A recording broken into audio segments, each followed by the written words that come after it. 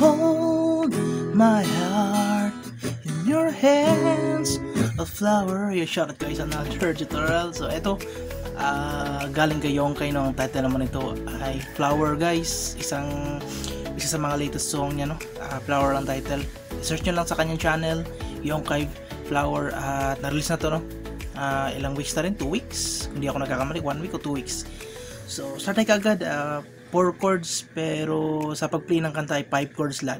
So eto ang chords, buong kanta na to, intro hanggang matapos ng kanta, verses, choruses at outro, pati yung instrumental meron kasing magsusolo, at ito rin ang chords na ginamit. So start E, kung kaya pwede E major 7, pero simple version tayo, E.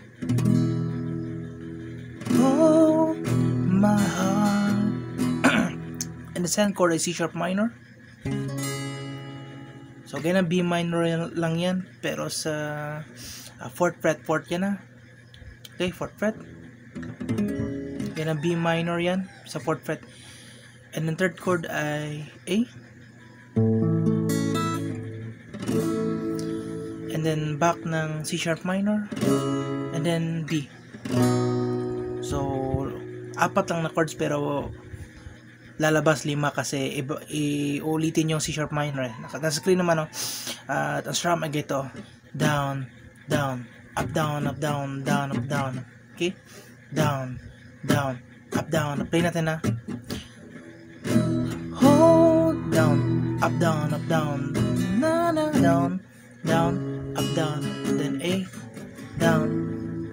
So this time, C sharp minor, and then B. So papansin nyo, change ka agad, no? So play natin, down, down, up, down, down, down, down, up, down, down, up, down. Then C sharp minor, then B. Change ka agad, change. C sharp minor, down, down, up, down. Okay?